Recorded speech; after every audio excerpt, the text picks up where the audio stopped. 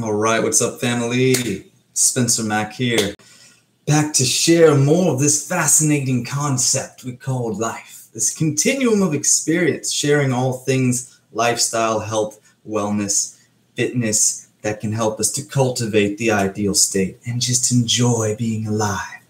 That being said, as of late, I've been fascinated with the whole carnivore theme. Those of you who followed me in past years, I've been adhering to the Amen protocol for about 3 years now, which is chronic daily fasting, 23-hour fast, followed by nutraceutical. Perfection is the name of the game, really concentrating all of the necessary nutrients into an hour window of feeding. This lifestyle, that chronic daily fasting, got me to a pretty amazing state. About 3 months ago, I was deadlifting twice as much as my body weight. I was at 405 deadlifts, weighing 140.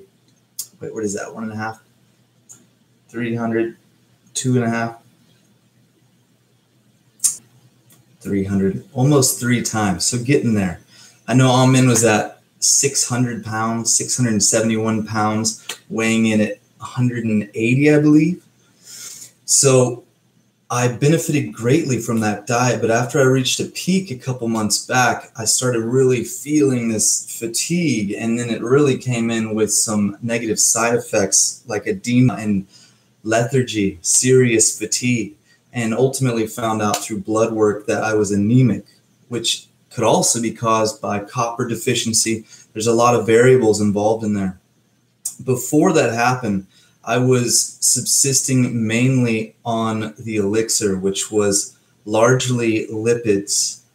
I ended up getting an oil press, so I pressed seed oils, chia, hemp, flax, pumpkin seed, and used mainly oils as my source of calories. And then dialing in a protein blend that is a mix of amino acids and plant proteins. That being said, the amount of attention and awareness that's come into the carnivore diet has just really made me feel more supportive in that direction of living largely on fat and really dialing in the protein content. Because adhering to a vegan diet, as I've stated before in the past, I would not do it if I lived off the grid, if I didn't have access to supplementation. And some of the main detriments I see that happen to vegans are anemia, B12 deficiency, copper deficiency. So deficiencies, and it is quite difficult to get the broad variety of foods that you need in order to fully nurture yourself, like understanding all of the different plants that have to go together to eat what we're trying to find as a balanced diet has been this insane, difficult adventure that humans have been on, trying to learn how to feed ourselves.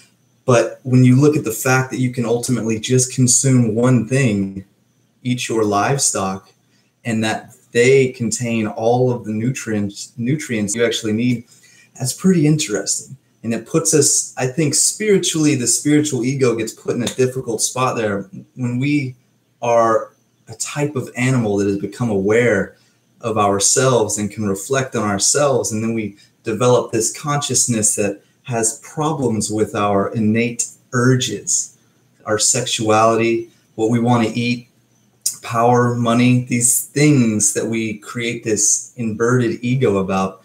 It's quite a fascinating journey we're on. That being said, in my quest to create the ideal elixir, a meal that has everything that you need to thrive, to live in simplicity and combine the understanding of the laws of nature and our nature, along with the technology of what we understand about health these days, I want to see if I can use that wisdom that we're gaining from really seeing what we thrive on. I saw a pretty fascinating video. This guy was going through the different types of animals and their digestive tracts. And when he was talking about the gorilla, how we see the gorilla as consuming largely carbohydrates because he eats plants all day. But what in fact happens with the gorilla is they have a bigger digestive tract and a larger cesium. I'm not sure if I'm pronouncing that correctly, but they ferment these greens, and the bacteria turn the greens into short chain fatty acids. So in fact, the energy that they absorb is largely around 66% fat. That's what gorillas are running on. And then when you look at a cow, you're like, they're just eating carbs all day as well, but they ferment carbs into short chain fatty acids, and they're running on 80% fat, 20% protein around there. So that's pretty fascinating. In nature, we're looking to cultivate the lipid.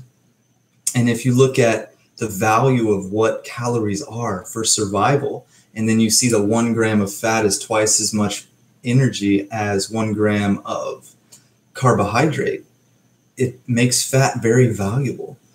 So what I want to attempt to do is to look at the principles that we have understood with our study of longevity and health, and then look at our deeper understanding as we're going into understanding our natural innate diet, and see if we can combine the two in a lovely, harmonious way.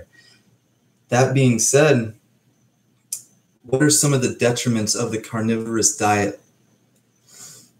Ages. If you're cooking and searing your meat, you're going to create glycative byproducts. These ages collect in the body and are one of the most well demonstrated ways that we age and eventually die. Carcinogens that come with cooking meat. Carboxylated proteins, carbonylated, I believe is the term, and that's an oxidated protein as well.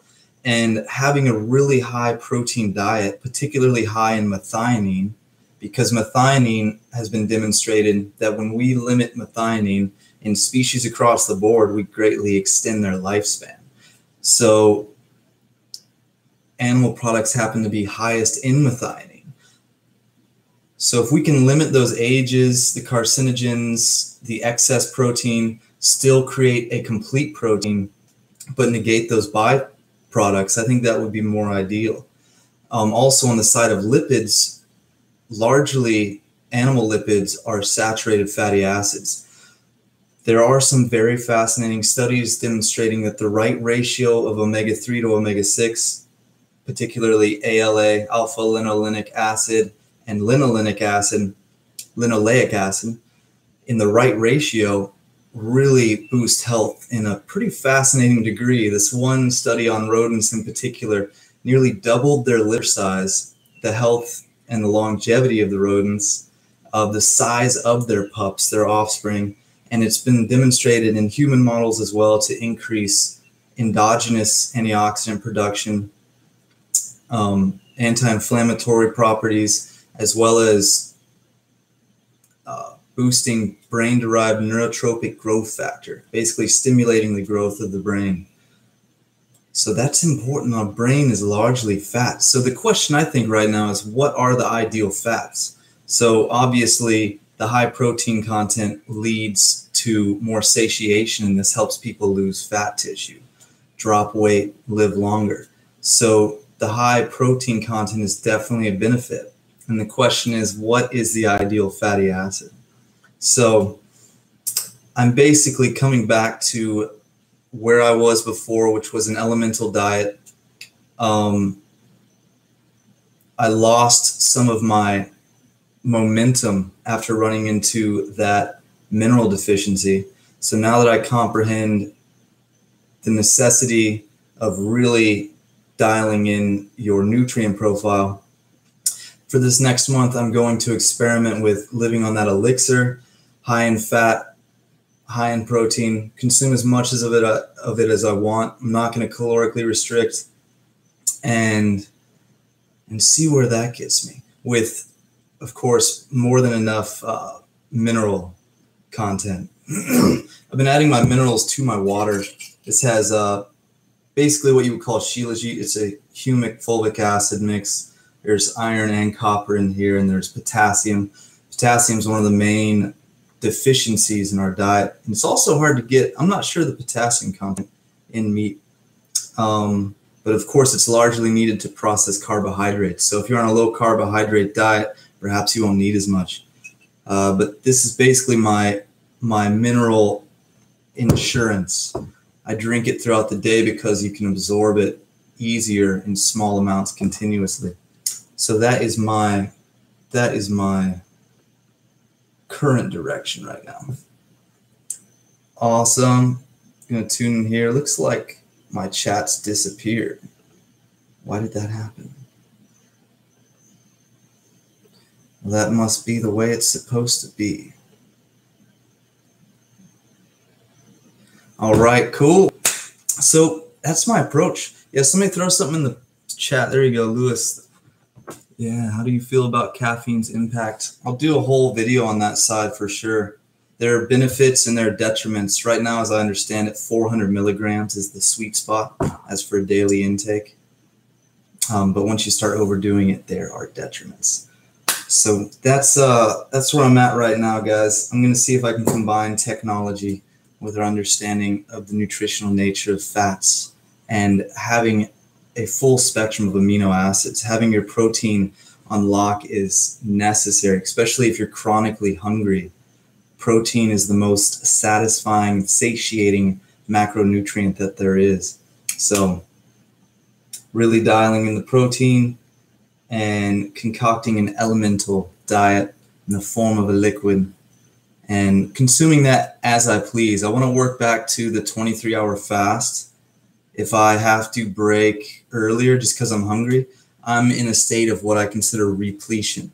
I like the idea of entering into this with the mindset of building up your nutrition stores again, because a lot of chronic hunger is caused because of a deficiency. So just feeling free to consume all that you please of a substance that has everything that you need until your stores are on the right level. Right now, I think I'm about 150 pounds. I haven't been able to work out worth a shite because my energy was so low. I'm still doing a lot of yoga, a lot of breath work, meditation for sure. But I'm feeling a lot better. I've been supplementing iron and copper for the last 10 days and just notably, thank God, I feel a lot better.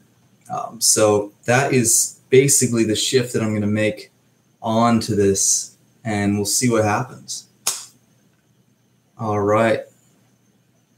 Thank you. Yeah, the golden lifestyle path. I like that, brother. That's a good one. Awesome. So if there are any questions, guys, I'll hit them. Chronic hunger is also caused by chronic boredom. Truth, my friend. Like, diet doesn't fix it all. You got to have your lifestyle as a whole looked at, right? If you were not pursuing your potential, what you were here on this planet to do, you will be depressed and you will try to numb that pain of knowing that in any way you can. A number of addictions are caused by that. So it's not just a nutritional situation we're living with here. We got to have our relationships, our service to the community, our nutrition, our personal health, understanding who we are to really live vibrantly, my friend. So I seek to share all aspects of health and wellness on this channel. So questions in all of those realms, I always appreciate, so that we can pursue the big picture, a really holistic view on vitality and enjoying life.